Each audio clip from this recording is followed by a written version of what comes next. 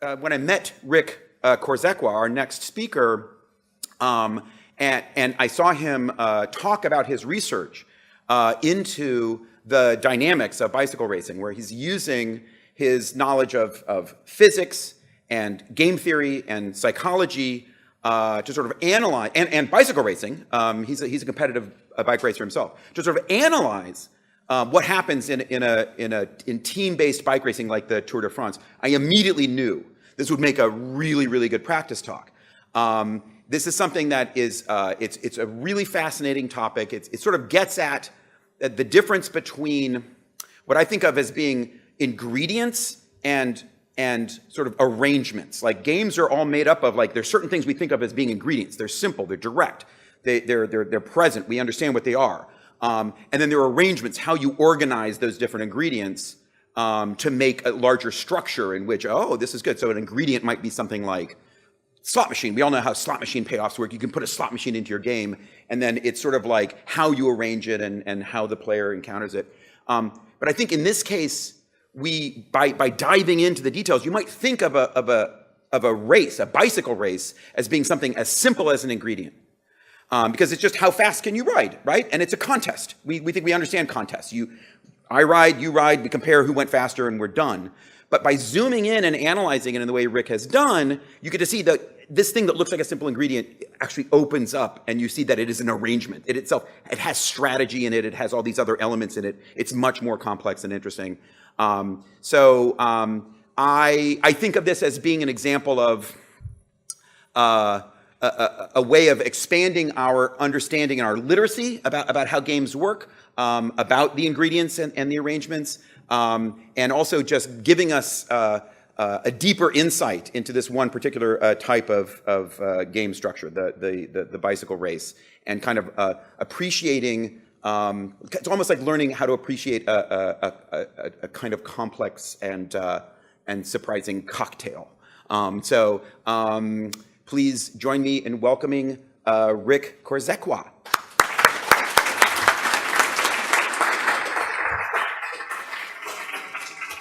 Cool. Well, I think Frank just did a much better job of making this sound exciting than I'll ever be able to do. So it's really good being here. It's been really fun talking to everyone and learning about making games. I've always played games, but I haven't been deeply involved in making them. So it's been a pretty cool weekend for me. So I'm going to talk about bike racing. And so first I'm going to talk about bike racing and then game theory, although I'm going to kind of breeze through the game theory because as far as I can tell, you guys pretty much all know it already. And then I'll kind of combine them. So, all right, so just to motivate things, there are 2 points I want to make about bike racing to really motivate it. And one is just the fact that it's this extremely popular sport outside the US. And like, you kind of forget, like you don't really notice how big it is. And it's not big everywhere, but this is some sports and the kinds of viewership they get. And so I have these 2 endurance sports which are lacking something that bicycle racing has. And they get a lot of people. I mean, apparently biathlon gets 15 million people for like a major event with, people watching it. And I mean, I watch biathlon because it comes on after bike racing, but and because it's kind of cool. I grew up in the mountains. I like skiing and stuff. But but it doesn't get that many people. And then Paris-Roubaix, which is I think the biggest viewership for a one-day race of the year, except for maybe the World Championships, gets 1.5 million people watching it on the roadside in France. I mean, that's 1.5 million people along the road watching it. I think that's what that number is. It's hard to get good statistics on this. Take it all with a grain of salt. And then the World Cup is going on right now, and that's 3.5 billion people, and that's the biggest thing that ever happens for humans as far as everyone watching the same thing, right? I mean, it's enormous. But the Tour de France gets 2 billion people that watch at least 60 seconds of it every single year. It gets 12 million people watch it on the roadside. And a lot of these people just like walk out of their 20,000 person town in the mountains and watch it go by and get drunk and whatever. But yeah, it gets a ton of people. And so Americans don't watch it that much, although a lot of you probably see a minute of it when you're at the airport or something, right, when it's going on. But, or maybe you actually watch it, I don't know. Okay, so why is it so popular? And there's just some speculation here. It has a rich history, as most popular sports. The races cover a lot of ground, so a lot of people get the chance to step outside their house in their small town in Europe and watch it go by. Apparently, like half the viewership is people who are watching it for the cool helicopter footage of castles and stuff. I mean, it's pretty cool. You can get really into the action. I mean, look at this. Like, you can't tell where the riders stop and the spectators begin, right? Because it's all so packed in. But I think one of the biggest reasons, which is what I'm going to talk about, is the complexity of the sport. There's actually a lot of strategy. There's a lot of interesting things going on. And it's not just drama between the players. It's not just politics or lots of sponsorship money going into making us all want to watch it. It's just an interesting, complex sport. So that's what I'm going to be talking about. And so first, a little bit of physics. The other big thing I want to motivate, like, it's hard to really understand bike racing until you really feel in your gut just how huge the effects of drafting are. They're enormous. They completely define the sport. And if you ever get on a road bike and you go out and you ride with your friends and you reduce everything else, you ride on flat roads, on fast tires, on a road bike, wearing, not in street clothes, if you wear like Lycra, it's so, you can't miss it unless you're riding really slowly. So, I mean, here I'm saying 30 to 40%. And that's crazy. That's insane. And so, like, this is my power data from a informal race, we'll call it, riding with some friends. And so you can see here, there's this is my power as a function of time. And so this window is about 20 seconds long. And this is my speed. And so I'm riding along in someone else's draft here. I'm doing about 200 watts. And then something happened. Somebody started like kind of surging forward or something. And then my friend zips past me. And so I put in this huge effort to get behind him, to get into his draft. And so that was about a 1,400 watt peak effort. And this was when I was in much better shape than I am now. And then once I got in his draft, and this is both, I was overcoming wind and inertia, and then I was overcoming neither, a little bit of inertia maybe, and of course the wind that you still do in someone's draft. And I went all the way down to 600 watts. And then to get around him and head toward the finish line, I had a 1,300 watt peak. So this is a really big effect. Being in someone's draft is enormous. Or another way, I just really want to really hammer this in. Okay, so like, so 30% is this really, really big difference. And so, for example, I can do, or I could do when I was in better shape than I am now. This is a plot of the horizontal axis is time. It's on a log scale. And so the horizontal axis is like, for what amount of time, for that amount of time, what's the most average power I've ever done? Okay, so like this point here is one time for 3 minutes and 39 seconds, I averaged 454 watts. Okay, so 30% less than that is 318 watts, and I did that for 20 minutes, right? So that's more than a factor of 5 increase in how long I can go by reducing my power output by 30%. So, all right, so this is the foundation for almost all bike racing tactics. So I'm going to introduce some jargon because whether I mean to or not, I'm going to use the jargon. So riders tend to position themselves behind each other to get in a slipstream, and that's called a pace line. Or if they're less organized, they form a pack. So you can see here there's the pace line, which eventually just turns into this big pack. And the guy at the front is doing a whole lot of work, and those people who are in the middle of the pack are doing the least work. The main group is called the peloton, or the bunch. And the riders at the front breaking the wind and doing all the work are pulling or taking a pull or doing work or sticking their nose in the wind or whatever. And everyone else is drafting or also sitting in or sucking wheel or being a fridge magnet or being dead weight that you wish would, anyway. So, and anybody who can't keep up gets dropped or spat out the back or shelled. And when a rider attempts to get away, so like, if you just sit in the pack, you're going to be there, and you better hope you can out-sprint people to finish. And so a lot of people don't want to do that. So they do what's called attacking, and you try to open up a gap between you and the main pack. And once you have a gap, they can't sit in your slipstream. You only have to get maybe the width of this stage before most of your advantage is gone. And that can be hard to make that gap when you're going 30 miles per hour on a road bike. But you can do it. You just have to sprint away. And so that's called attacking. And if you can successfully open up a big gap, then you're in the breakaway, or the break. And then another group of riders may attempt to attack and break away and catch your breakaway, and they're called the chase group, and they're trying to bridge to you. Okay, so each rider on a team has a role. And usually, I mean, to first order, you have the team leader, which in this case is Chris Froome, the guy in yellow. He's wearing the leader's jersey because he's winning the Tour de France in this picture. And, or the protected rider, or the team leader, there are different names for it. Everyone else is kind of a domestique or supporting rider. And they have a lot of different jobs. And so the most basic one is just taking pulls so that their team leader doesn't have to. So they do a bunch of work when, especially not during the really crucial parts of the race, or on the flat ground where you can get the most benefit from drafting. Or they just go back to the team car and actually just fill up their jerseys with bottles of water and then ride back, and they look goofy, and they're pulling them all out of all these different places and giving them to people. And he says, no, I saw where you took that from, I'm not drinking out of that.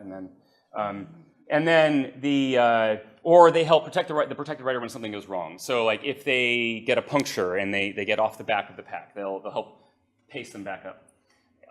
Or sometimes leading out in a sprint. I'm not going to talk too much about sprint tactics. Feel free to ask me about it later, but that's a whole other can of worms. So, all right, so why don't we watch some bike racing so that you can get a feel for this. And since this is an after lunch talk and I don't want people dozing off, this one has some exciting soundtrack, if I can get the right one. Where's my cursor? There it is. It also looks like it's not starting at the beginning. No, it is.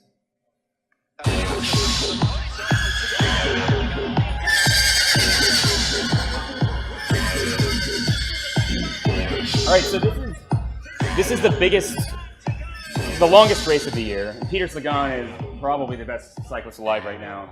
And so he's breaking away. These other two guys are chasing. They're trying to bridge because they know that if they can get with him, he's just so ridiculously strong. If they can get him to work together with them, they have a good chance of making it to the finish and winning the race. He doesn't want that. He knows that if they catch him, they're going to make him do all the work. And so he's actually trying to, you can see he puts in a little sprint there, like a little mini sprint. He doesn't want these guys catching him because he knows them. He knows they're strong riders. And so eventually they catch him. And on this particular course, once they open up the gap, there's this big descent. It's a very famous descent. People take risks going down it because they want to win Milan San Remo because it's a huge deal. And so oftentimes, actually, this race, the winner is the best descender. It's not the best tactician or the strongest guy. It's often the best descender, occasionally. All right, so this is kind of a long video. We don't have 5 minutes to watch this. But yeah, so they're drafting now. So that's a small enough gap to get a pretty decent draft. If they weren't on a descent, they would probably get closer. But being like that close behind the other guy's wheel when you're going 40 miles per hour on a curvy road is terrifying and dangerous. And so even these guys usually aren't willing to get too close. All right, so they get down the descent together, and then they start going through town. And so now you can see they're gonna take turns pulling. And so Peter's looking kind of tired. And he's really jazzed up by the music that's just going on.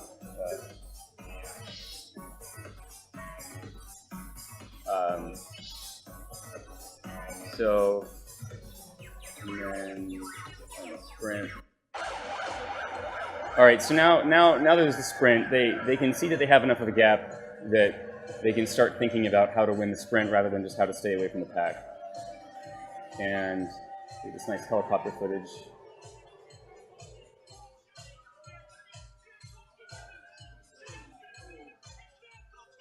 Right, and so that came down to the camera kind of. The announcers could see it. I can never call it as well as the announcers, but it's not my job to. So, okay, all right. So that's a kind of typical race, and that's how it goes. I'm going to explain a lot more of the actual game theory being in the breakaways. The main thing we're going to focus on today. So for the game theory, I'm talking about it really as the mathematical discipline. It was invented by these two really smart guys mainly, and a bunch of other people, but John von Neumann is, I think, the most credited person for it. And it's useful in a lot of things. It's surprisingly useless for a lot of things that we call games, but it's also useful. I think I've adjusted my view a little bit talking to people this weekend that it's maybe more useful than I thought it was. So. And so the basic approach to use game theory is first you have to figure out who are the players. So today we're going to talk about Bill and Ted. And after I made this slide, I found out that the opening credits of Bill and Ted's Excellent Adventure is a song called I Can't Break Away. So that was cool. It's quite the coincidence. Okay, then what actions can they take? Well, they can start an awesome band that changes the world, or they can be split up by one having to go to military school. And so, like, if they both go to military school, it's a pretty huge bummer. If one of them does and the other, it's like, okay, not bad if one of them can start a band, the other one has it, but really they want to start a band together. So, you know, if they both start a band together, then that's truly excellent. And so, like, you know, and a lot of times when you're thinking about games and outcomes, unless you have a point system of some kind or there's money or something, this is really all you have is like a qualitative feeling of like, yeah, that sounds really great, that sounds okay, that sounds bad, and you can kind of rank things. And so in order to actually rank things, like assign numbers, you have to have some way of comparing things. And so a lot of times if there's not money involved or points in a game or something, then you can think about it in terms of a lottery. So for example, although I don't think this is quite a real reflection of Bill's preferences, we're going to suppose that he's indifferent to being offered either a 2% chance of successfully creating an amazing band to a 100% chance of successfully creating a pretty good band by himself, right? So what that means is that he assigns 50 times as much utility to starting a band with Ted as he does to starting one by himself.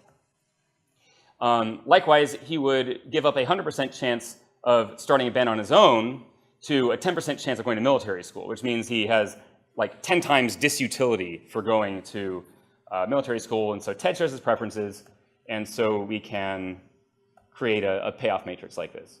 And so all of my numbers are based on this lottery-style way of assigning values. And that's the main thing. Okay, you guys know what the prisoner's dilemma is, right? So the idea is that you can both cooperate, and you get, if both players cooperate, they get this outcome which is not quite optimal, but pretty good. But if one of them defects and the other one cooperates, then the one that defects gets the best outcome, and the one that cooperates gets the worst outcome. And if they both defect, they get pretty bad, but not optimally bad outcomes. So, of course, I use negative numbers because this is years of prison, but if you can just add a number to your utility function, it doesn't change anything, so there's the positive value version. All right, so now I'm going to talk about the game theory of a bike race. So we can call this the cyclist dilemma. So suppose you have two riders in a breakaway, and each of them can either choose to take pulls at the front and do work so that they can both succeed, or they can defect and just suck wheel and try to sprint around them at the end. And so if both riders cooperate, this is kind of a made-up but reasonably realistic situation, maybe not at the professional level, but certainly at the amateur or collegiate level. If they both cooperate, then they're guaranteed to finish without getting caught, and they each have equal chance of winning the sprint. If one of them defects and one of them cooperates, then the defector is guaranteed to win, the other is guaranteed to get second place, and they still won't get caught. If they both defect, they have a 50% chance of getting caught, and they have, conditional on not getting caught, they have equal chance for first or second place. And so here's the payoff matrix, and it might look really familiar, right? So that's just like the, not quite exactly like the payoff matrix I showed you for the prisoner's dilemma, but it's the same thing. You have this equilibrium, this nasty equilibrium where everyone has this kind of bad outcome, right? And then you have this non-equilibrium but better outcome over here. And so the question is, how can you get people to actually cooperate, right? Because like on average, you're better off if everyone cooperates. But selfishly, and especially for a one-off, you're better off defecting. And so we can see there's a few different ways this can play out. And I'm going to try to do the short version of these videos. Let's see. All right, so yeah, okay, so this is actually like the most boring one because they just kind of work together, and then that's that. So we won't dwell on it if it'll play. In a rush of movement, but okay, so again we have Peter Sagan, partly because I like him, partly because he's one of the more interesting writers. So what's happening is he's bridging up to an existing breakaway, and then on entering the cobbled section of he catches them. The Slovak clocked a 44-second lead ahead of the favorites. So then he's in a breakaway of three riders, and then eventually Jasper Struven, Sepp van Mark, and Greg van Avermaet. That guy looks tired. Sagan was impressive as he led the race. The world champion was closely followed by there's three of them, and the guy at the back is going to get dropped. As he increased his lead to 1 minute 30 seconds with 20 kilometers to go. And at the Carrefour de l'Arbre, it was only Dillier the Swiss who was able to keep up with Sagan's unstoppable rhythm. Right. So the guy in the Swiss national champions jersey is riding with Peter, And they actually cooperate pretty well. Wasn't This enough, footage doesn't however, show it and that the well, but he Swiss actually and takes a lot of Slovak pulls. pulled Even though together Peter's a in much perfect stronger rider, accord he's willing to toward the cooperate. Roubaix velodrome. And so this one finishes on a velodrome, Italy's track sort of like cycling Frank was past talking couldn't about. carry its weight against the top speed of Peter Sagan, who becomes the 5th rider to win Paris-Roubaix while holding the title of world champion. And he's always got a good celebration. All right, so cool, right? So that's the cooperate version. And then we have a cooperate defect is actually that one we just watched. And I just want to show you the last like 30 seconds of that one again, because there's some interesting stuff that goes on there. Although the last 30 seconds is not the best part of the music, but yeah, somewhere around here. Okay, so, oops. What I want you to watch is like, so what I didn't tell you is that Peter was doing most of the work here. He was taking much longer pulls, and so even though he's the best sprinter on paper, he has so much more fatigue. And so then the other guy behind him opened up a gap to get Peter to start sprinting, because I think he tried to entice him to start sprinting first by leaving a gap, so he thought he had an advantage. And then the guy in the black in the sky hit there, hit him at the line, even though he's generally a much weaker sprinter. And so the reason why he won, it's totally because he just defected. I mean, he kind of half defected, but he did not fully cooperate in that. And he won because of it. All right, so then there's 4 riders, defect. And this is definitely one of the goofiest ones. All right, so this is the 2014 Women's World Championship road race. And they've been racing for 3.5 hours when this starts. And these are 4 of, I mean, absolutely some of the strongest riders in the world. And they're just getting in a breakaway at the beginning of this video. A rattle, but it's proving difficult. No, Rose hasn't got it there. She wants a little bit of help as we go over the top. Armistead, Voss, Longo Borghini, Johansson, Philip Perot. There's a little bit of gap to only 4 seconds. But now they're going to have to race down, or they let these women get back into the action with them. Nobody helping Lizzie Armistead down towards the last couple of kilometers. They still have a 12-second gap, and frankly, it could be enough with this quality of rider at the front. So just one quick note. The guideline for predicting whether the breakaway will make it at the professional level is if you have at least 10 seconds per kilometer, it's really, really hard to get caught. Or some people say minute per 10 kilometers, which I realize is not the same, but it's somewhere around there. So they totally get stuck. But they can't look at each other with a 12-second gap. This is not a waiting game. They cannot look at each other now. They have to decide what they're going to do. They cannot wait for Ferrand Prévot and Lisa Brennauer. Well, this is like a track right. So Lizzie Armistead, I probably should have given her credit for cooperating. Lizzie Armistead is trying to get to the front, because but here they come. Right so behind. when she flicks her elbow, that's how you let the rider Bronzini behind you is know there, that just you're like Shelley done Olds is pulling. there. That is very dangerous. They have to keep riding. 2 riders behind are 2 of the top sprinters here. Marianne Vos knows they're coming. She's seeing them coming. She's not reacting because she keeps looking at the kilometer sign. It's too far to jump. They virtually turned this off. They've let the sprinters back in this race.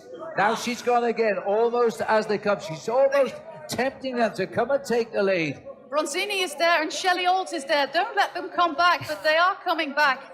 They are back. They are back. And is it again Bronzini against Voss, the arch nemesis against each other? Well, through the inside and third wheel goes Tiffany Cromwell as they line this up for the finish now. And Lisa Bernard is in the perfect position. So the rider at the here. front is leading Voss out for knows her now she's German gonna have to teammate. show the other facet of her great cycling career, the sprint. Is Bronzini's going to launch first, and she sensed it, and Marianne Vos has gone first. There's the 300 meters to go now. Bronzini trying to take this one, but Marianne Vos is finding a special pair of legs here. Tiff Cromwell has been washed away. Prévot, Ferrand is coming. Ferrand Prévot is taking them on here. Emma Johansson and Bronzini on the right. And it hits the line, and my goodness me, Ferrand Prévot has taken it on the line. She has completed the most amazing The best season. that any of the riders Well, in the breakaway finished was 3rd of the 4 of them. And then this is actually Prévot won that, and that's how she became the first person ever to concurrently hold the world championship in cyclocross and mountain bike and road racing. So, and then her career totally went down the toilet, and I don't know why. But so I probably should have given Lizzie Armitstead credit for trying to cooperate there. But all right, and so then there are other things. So that was, I mean, that was showing you different outcomes, different ways that the classic prisoner's dilemma type breakaway can play out. So there are other things that can affect people's utility functions, basically, so that they're more willing or less willing to cooperate. And so one thing is, Phil Gaiman talks about in his book, showing up at races and needing to win in order to have enough money to buy gas to get home. And so that's a powerful motivator, evidently. And so we can change the payoff by saying that he values first and second much more similarly. Instead of it being 10 and 2, so a 5 times preference for first, it's 10 and 6. And we can also say that he just assigns a huge disvalue of not placing in the money for the race, as they call it, and because he doesn't want to sleep in a Walmart parking lot that night. And so this changes the payoff so that Phil has a really strong incentive to cooperate. Pretty much no matter what the other guy's doing, he's going to cooperate. And so, you know, to some extent, it's in Phil's interest to not let the other guy know that this is the case.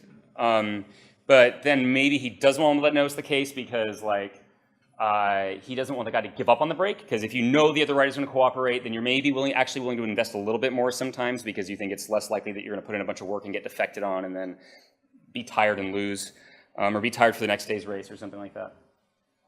So that's one possibility. And then another one, and this is one of the ones that puzzles people, is that usually when people start watching professional racing, especially races like the Tour de France or the Giro d'Italia, the question is always, why are these guys riding the breakaway? They never win. Like, they seriously almost never win. Like, the breakaway makes it on a flat stage like once every 2 or 3 years, and there's 21 stages per tour, and say 6 or 8 of them are maybe 6 of them are pretty flat. And so that means they have like a 5% chance of actually of the break surviving. And if you finish in a break of, say, 4 or 5 riders, unless you think you're particularly strong, you're probably, you know, so your expected chance of winning the overall race is like, you know, 1% or less. And so, but then at the same time, they're doing all this work, they're getting tired for the next day, they're spending all this energy that they wouldn't have to, they are not helping their other teammates win.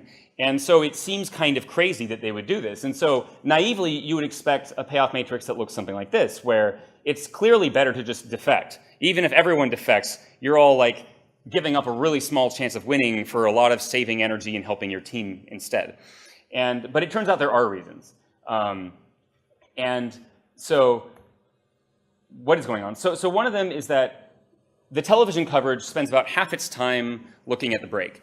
And you know, these companies aren't spending lots of money to get their name on your jersey so that they can feel good about letting you make a living racing bikes. They're doing it because they want the TV coverage. They want to, you know, they want advertising. And, you know, as we saw, like, billions of people watch the Tour de France. And so if you can get into that little place where the TV coverage is shared between you and 6 other riders instead of you and 150 other riders, that's really good. And so just the TV time alone is a pretty big incentive. Another one is that if your team has a rider in the break, you don't have to work to chase it down, usually. There are exceptions. But so because as far as your team's concerned, well, if the breakaway makes it, our rider's in there. And if we catch them, then we have our other guy that we're racing for anyway. And so they don't have to do any work. I mean, someone has to do a lot of work to chase down the break. It actually is a lot of work. You can see these guys whose day job is to show up at the Tour de France and turn themselves inside out chasing down breakaways.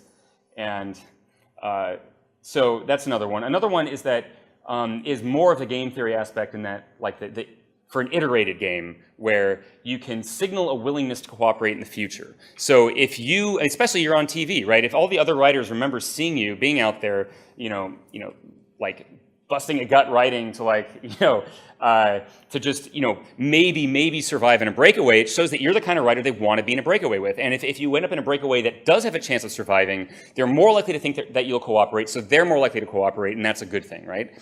And so the converse of that is that defecting has a similar penalty. And I actually do think, and the reason why I put this book on here is because it's interesting and you should read it, but also because I read this kind of like between revisions of this talk, and I realized that, like, I think part of it actually is just moral intuition. I think there's a significant component of that, because when the writers talk about this, when they talk about riders who defect, like the way that Peter Sagan talks about Michał Kwiatkowski, who defected at Milan-San Remo in that goofy horsepower video, right? Like, it's almost moralistic, you know. He says, like, I wouldn't want to win in the way that he won. And I think some of that is signaling willingness to cooperate, right? But I think some of it really is just moral intuition. I think there's a big part that plays in pro bike racing. So, and so if we model this as some plus utility for cooperating and some minus utility for defecting, regardless of the outcome, then we get a path matrix that makes it clear that most riders will want to cooperate once they're in the breakaway. And they do. They almost all cooperate unless there's some other factor that gives them a reason not to. Oops. And so, all right, so one more, and this one's going to have a video with it, is the Tour de France windy stage. And so wind does interesting things to races. If you have a tailwind, it makes it, you get less benefit from cooperating versus defecting. And second, you just shorten the time it takes to finish. So the people chasing you have to chase harder because they have less time to catch you because you're going faster and you're going to get to the finish sooner. But crosswinds are this whole other animal, because what happens with a crosswind, I should put a diagram on here, is that, like, if you're, you know, if these hands are, if this is one rider, normally in no wind, you get right here, you get directly behind the other rider to get a grab. In a crosswind, you go over here, and then the next guy's over here, and then the next one's over here, and eventually you just run out of road. So you can't work together with more than, say, 15 riders or something like that, or 10 riders, depending on the width of the road. So it just cuts races apart. I mean, it really just tears them to pieces. And which is just interesting to watch. I mean, this is why the Spring Classics in Belgium and the Netherlands are so fascinating, is because you can see which riders are, like, after 4 hours in the saddle, still have their head in the game, and notice that they're getting guttered and they're not getting any benefit from drafting, and that somebody has to do the work to just start another pace line. And so it's, yeah, the Spring Classics are awesome. I mean, the Tour is fun because it's big and whatever, and weird shit happens, but the Spring Classics are awesome. And so, in this particular case of the race I'm going to show you, what happened was that the crosswinds made these rare conditions where there was a breakaway that consisted of the guy who was winning the Tour de France at the time. So the way that works is that each day you have your time to finish the race, and you add up all your time, and the person with the least total time is winning, right? And so all he had to do was make sure that he finished ahead of the other people who were in contention for that. Most of the other riders were well out of contention. And so he got in a breakaway with the guy who was winning the points classification, the PC. And that was Peter Sagan. He's like a sprinter. So normally they hardly interact at all. They don't have any reason to work together. But the wind just cut the race up, and they just happened to get in this breakaway together. They each had a teammate with them too, which is even more magical. And they had really strong, like ridiculously strong teammates who they must be paying a lot to be helping other people rather than winning stuff. And so this is another... So this might be familiar music. And we're not going to watch the whole thing because, again, it's pretty long.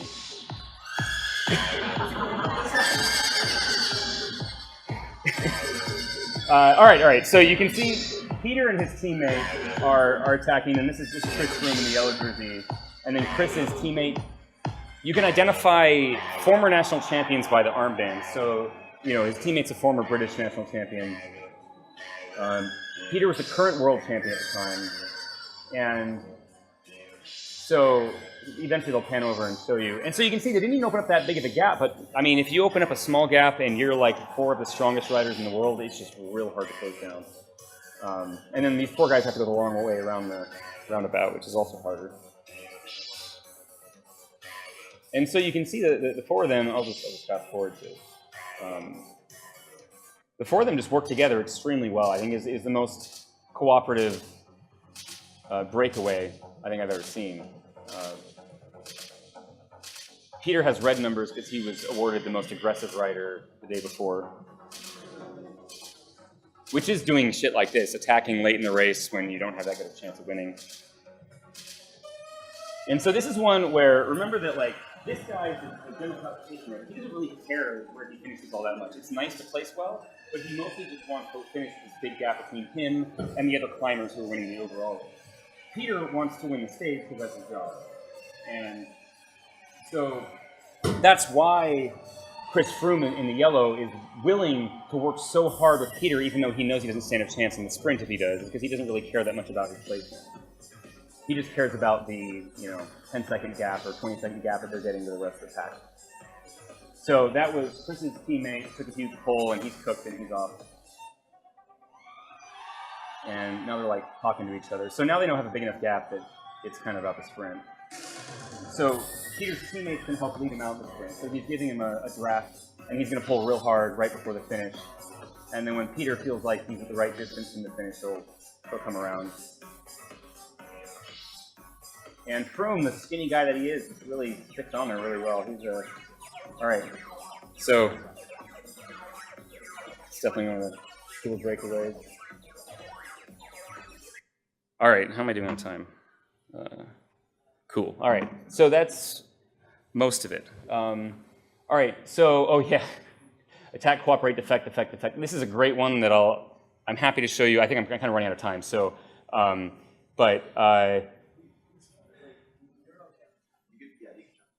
cool. Yeah. I actually, one of the reasons I want to show you this is because if you think this kind of analysis is interesting, there's this guy who has this whole set of videos called How the Race Was Won, and they're extremely well done. They're like kind of funny, and he explains everything that's going on better than I do. And this is one of my favorite races. I might skip part of it, but I just want to show you this crazy stuff with the crosswind. When you see teams lining up at 129K to go like they're heading into a sprint, it's a sign that something's up. In this case, that something was crosswinds. Not just crosswinds, but like mutant death sideways hurricanes. Between the wind and the chase, the break lost their entire minute 30 advantage in 2 kilometers, and the race degenerated into a vicious position battle with still 3 hours to go. I detail the mechanics of echelons in a video from the 2013 tour, but generally the battle is over so here. These guys right are getting the group gutted. hits the downwind side of the pavement. Except these crosswinds were actually launching riders completely off the road, which is probably why Katusha's Luca Paolini gives up and starts a second echelon, hoping for a regroup later. The front echelon did contain a number of pre-race sprint favorites, though, most notably ATIC's Quickstep's Mark Cavendish, who demonstrated the uncanny ability to flail about a mechanical without losing his place in the scrum. He'd lose some spots afterward getting service.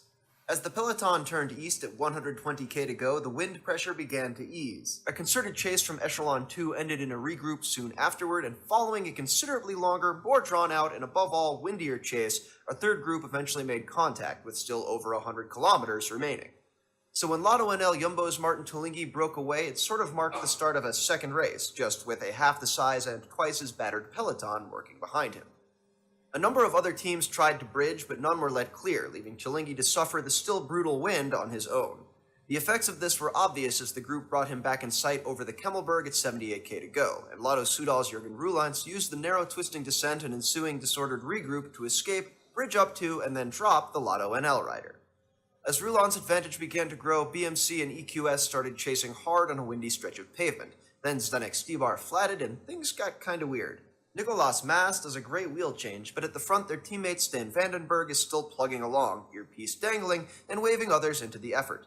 As his team flouted the new UCI rules on out-the-window repairs to get the Czech champ back in touch, Vandenberg drove a group of 13, then attacked it, creating a group of 4, then finally put his earpiece back in just as Roelandt's teammate Jens de Buchera is bridging So he's up chasing for a his free teammate ride. is the problem. Stybar does get back in touch just in time for a feed zone where Paolini launches a 3K effort to bridge. Sensible, seeing as the teams represented in the move make up much of what remains of the peloton, and his teammate and pre-race favorite Alexander Kristoff is still...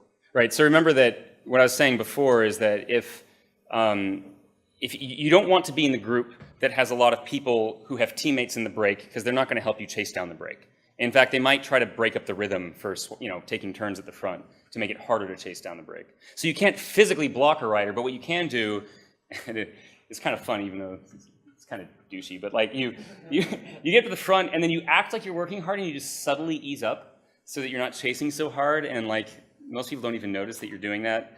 And anyway. There if it all comes back together. Despite the wind-assisted somersault and subsequent chase from Sky's Geraint Thomas, the weather and time were very much on this second That was the guy side, who was chasing especially in the after last video. EQS's Nicky Terpstra bridged. Roelandts did push his lead out to 2 minutes, but he still had 50K to go, ahead of a group splitting the same effort 6 ways, let me show you with their the teammates covering any attacks from endgame. behind.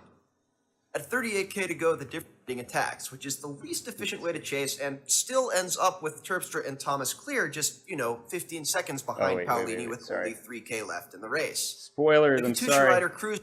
Okay. On paper, this isn't a great move. Yeah, Paolini okay, and so- Skyrider coast for a Oops. few seconds, prompting Paolini to hit it again, and then the other 5 just look at each other. On paper, this isn't a great move. Paolini is probably the best sprinter and worst soloist here, but he's got a strong tailwind, lots of wet corners, narrow, short line-of-sight roads, and an EQS team that's shown a lack of coordination all day. Rather than burn off Vandenberg in the chase and then launch Terpstra, who's already shown he can drop everyone except maybe Thomas, EQS starts alternating attacks, which is the least efficient way to chase and still ends up with Terpstra and Thomas clear just, 15 seconds behind Paolini with only 3k left in the race. The Katusha Rider cruised in for the satisfyingly intellectual win, while Terpstra came convincingly around Thomas for second, making it even more confusing as to... All right, cool. So that was one where you could see the crucial moment was when Luca Paolini attacked and the others, this is pretty much, letting a rider get away in front of you is the same problem as letting a rider catch up from behind, right? So it's the same thing that you need to work together to chase them down or you're going to lose. And so yeah, they all just let him go. They just looked at each other expecting someone else to do the work. They had teammates. There were like 3 of them. You'd think one of them would have just sacrificed himself to chase him down, but they didn't, and they lost. You don't drag the person ahead of you back a little bit, do you? You actually help them. Yeah. Yeah, you actually get a small benefit from having a rider behind you, yeah. So there's like a whole... Yeah, nowhere near as much, that's right, yeah. So there's like this controversy about the motorcycles riding too close behind the riders because they think they're helping them a little bit. But it's actually better to have someone behind you than alone. Yeah, it is a little bit better, yeah. But not if you're considering it. Yeah, no, you're right. But you're helping that rider stay with you without doing anywhere near as much work. Right. Oh, yeah. All right, so this whole time I've been talking about bike racing as if it's perfect information. And I'm not going to spend very much time talking about this because it gets very complicated and I could spend all day talking about it. But one example of imperfect information is just how much stamina the other rider has left, how tired they are, and how much they're able to continue doing work. And so this is crucial information. Not always, but oftentimes this is like, it makes or kills the race for you, knowing how strong your opponent is right now. And so some riders hide this very well. And Naira's like the most expressionless guy ever. So like every now and then he smiles when he's doing an interview for TV, and it's really adorable. But and then some riders don't hide it very well. And the problem is that he almost does hide it because he looks like that even when he still has some left in the tank. But all right, cool. So like I said, I left out a lot of stuff, like more detailed team strategy and a lot of stage race strategy and sprinting tactics and other like information asymmetry is a big thing. And so I have a game that I have been toying. I've been trying to decide whether to try to do it with everyone in here or not. And I think it's going to be just too boring for the people who aren't actually the 4 people in the break who are playing it. So if you want to participate, it would be delightful if you found me during the coffee break or whatever. I'll just be here or something or wherever out of the way. And we can do that. There's like real prizes I have. Because the problem is that, unlike in a bike race, so the problem is that if no one really cares if everyone loses sometimes, right? So you have to have a real tangible prize for not losing. So I will keep these or give them to someone else if you don't win. But these are these fine, actually pretty high quality water bottles from the Peddler Bike Shop in Austin, Texas. And so we'll do that in a minute. One more thing. Oh yeah, actually, real quick. So how to watch a bike race. So you start with 2 ounces of Campari, ounce and a half of dry white Italian wine, a splash of sparkling water, some ice, No, okay, I actually do have it. So, anyway, so like, one of the things is to watch videos like the How to Watch a Bike Race videos because they, or how the race was won because he goes into all this analysis. But the things to look for is like who's attacking, who's in the break, who's working to chase down the break. This is one of the most informative things, is looking at who's willing to put in the work to chase the break. And because that tells you whether people think the break has any chance of making it, or if they think that someone in the break is in danger of winning the race, or whether they think that like they just don't really care if the break makes it, that kind of thing. and who's not chasing is also very interesting. Who looks tired and who looks fresh. And so these are all things you can look at, and I'm happy to answer more questions about how this works. And so these are some books. I made the size of the book proportional to how much I think you should read it. So the actual physical size of the book is nothing like this. But okay, and I think that's all I have for you. So thank you.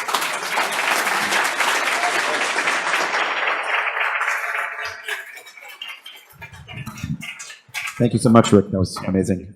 Any questions? I just wanted to say, I think there's something for Robert and Joel for your open problem here, because there's two elements of this. One is that you can have escalation, but the larger race is the context in which the local escalation matters. So if you have a lot of players in which there can be a local escalation, then that's the stakes, which is that our escalation, accidental or otherwise, can put us as a group ahead or behind of the rest of, which is what we see happening in some of these videos. But the other thing is that they're kind of that it's I think what Rick, what you showed us is that you're kind of gradually creeping into these positions. It's not like a classic prisoner's dilemma where you tell the officer, yes, I'm defecting, or no, I'm not.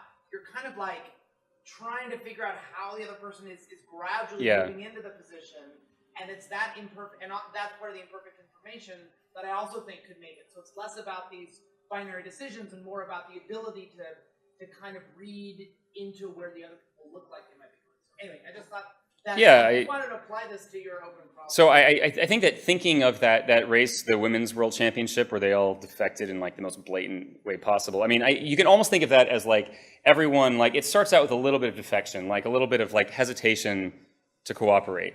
And then the other's like, oh, I don't know, they don't think they're going to cooperate. And they even more hesitate to cooperate until eventually just everyone defects. Right, and then they all lose because the other people. Right? The context. Right. If you were saying what's at stake could be the other players. Any other questions? Yeah. Right.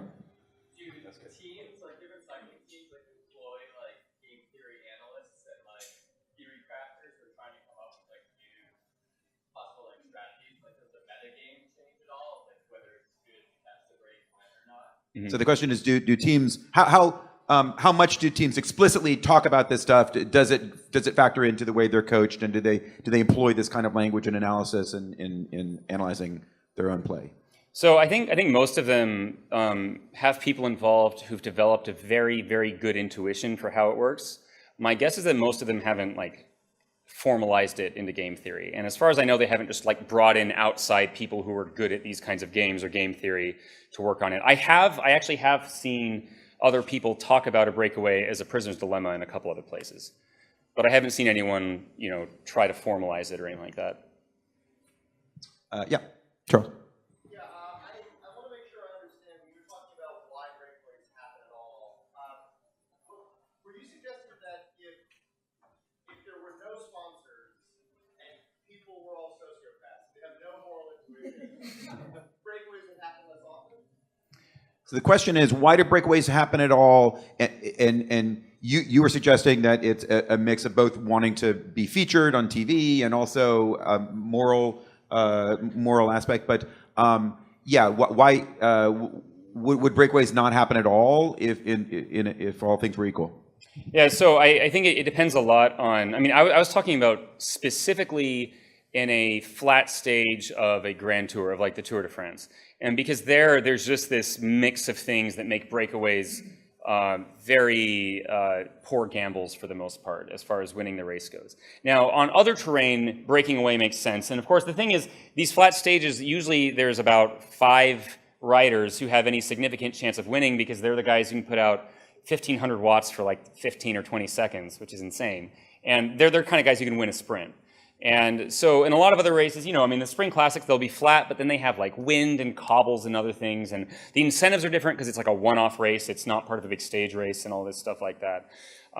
But yeah, I think flat stages, in that particular case, if it weren't for all that other stuff, my guess is that breakaways would happen, but they'd happen much later in the race. There wouldn't be any reason to sit off the front for like 150 kilometers like that. I think that would be a silly gamble. I think that attacking, say, 20 kilometers out would start making a lot of sense, but I think before that wouldn't make much sense. Rick, I have a quick question. It seems to me that the doping scandals that occur in racing also maybe reflect something like a game theoretical dilemma. It might be for everyone's advantage if none of us dope. But the fact that we don't know, has that ever occurred to you? Is that something that you think might be the case? Yeah, I think it's kind of a race to the bottom to some extent, right? It's one of these things where like you said, if you're kind of better off with, this is like a whole coordination problem, a whole other category of very similar kinds of game theory things, right? Where I'm trying to what like classic examples are, like if everyone incurs some small cost to not cause damage to the environment, then we're all better off putting in a small amount. But like me not putting in anything doesn't really change stuff very much, right? And so, but then what can happen is that everyone just chooses not to, and then say like, classic example would be like polluting the lake where you're fishing from or something. Where if one person does it, it's not a big impact. But then when everyone chooses to do it, because they don't themselves have a, something to gain. And so, yeah, I think that's some of it. The main thing with doping is there's some risk to health, and people just spend a lot of like time and money worrying about it and stuff like that. Yeah.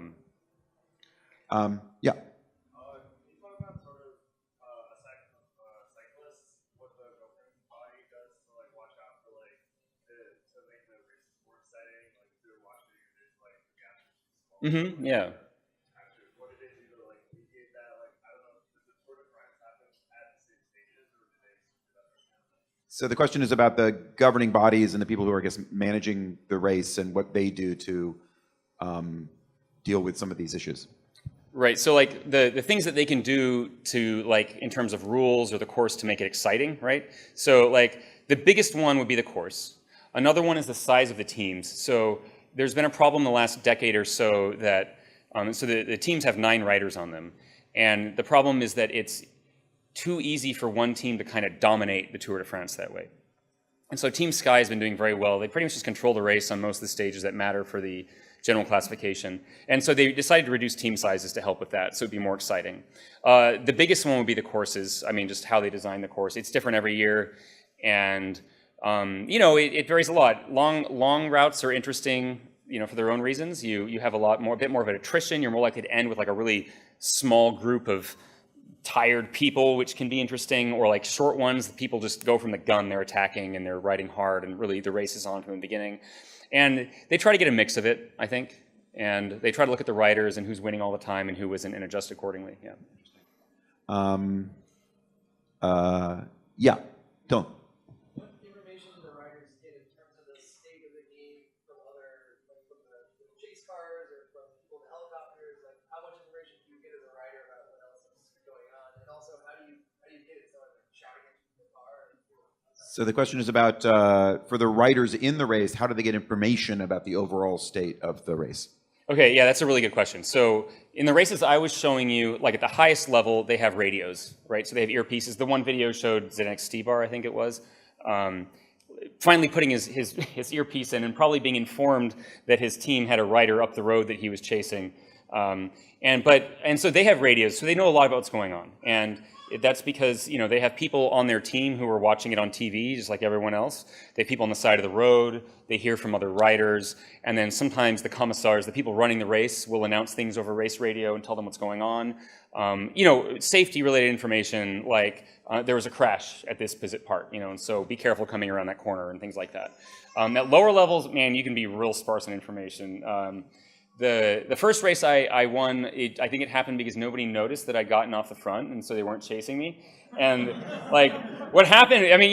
So it was one of the first road races I ever did, and the problem was that like these dudes were scary. They were really bad at riding their bikes, And I did not want to be riding next to them more than I had to. So we go up this hill, and I just put in a little extra dig going up the hill just so they wouldn't be like next to me and, you know, swerving all over, right? And so like, and then I just kind of accidentally opened up this gap by doing that, and they just didn't see me just roll off the front. And so, yeah, so I mean, if they had race radios, I'm sure they would have chased, and it would have been a lot harder for me. Yeah. Quick follow-up. Is it like in baseball, as base coaches, someone will tell them whether to go or wait? Yeah, they get instructions. So the question was like, is it like baseball where they get instructions from the coach or whoever? And yeah, so they get, you know, things like, they'll tell them when to pull and how much. They probably even have the team doctor trying to guess how much they have left in the tank based on, I mean, it's a hugely data-driven sport, so, yeah. Friedman? Have you ever played board or video games? Yeah, Yes, have you ever played board games or video games with this theme? Yeah. I actually haven't, and I've heard that the Tour de France video game is kind of mediocre, and that's why I never really picked it up. But there's like a whole following for it. I mean, you know, half the time when I try to find a race, I find someone's like video of them playing that race in the game. Do you know of any great ones, Friedman? Yeah, they're a great one. Board games. Yeah, Shout out a title, yeah. Video ones, the root breaking away and 6 days. Yeah, cool. Yeah, my impression was most of those were based around like a finishing sprint rather than the whole. But yeah, I've heard they're fun. Yeah. Yeah, I think we have time for one more question. Go. What is interested in that situation where the two people had totally different like weight conditions? You know, one's Mm-hmm. and that seems like a rule that the governing bodies put in place to create collaboration. Do you sense that, or? So the question was about the situation where there was sort of like two different win conditions. One person was winning on points, or one person was winning on position, and yeah, does the governing body could craft that type of situation more often, or? Yeah, so the governing body tweaks these things a lot to make it more interesting, and it's partly based on how the sport changes, and it's partly just based on what seems exciting, you know. So like the points jersey is a really good thing in these Grand Tours because it also makes it so that there are these intermediate sprints partway through the race that you get some medium, small amount of points for winning. And so there's an incentive to go for those. And then there's an incentive for people who are way down in the general classification to still go for stage wins on flat roads and stuff like that. And then every now and then it coalesces into this really interesting stuff where people who are basically in completely different competitions within the race are working together, which is really interesting, yeah. Great. Thank you so much. Rick Korzekwa, put your hands together.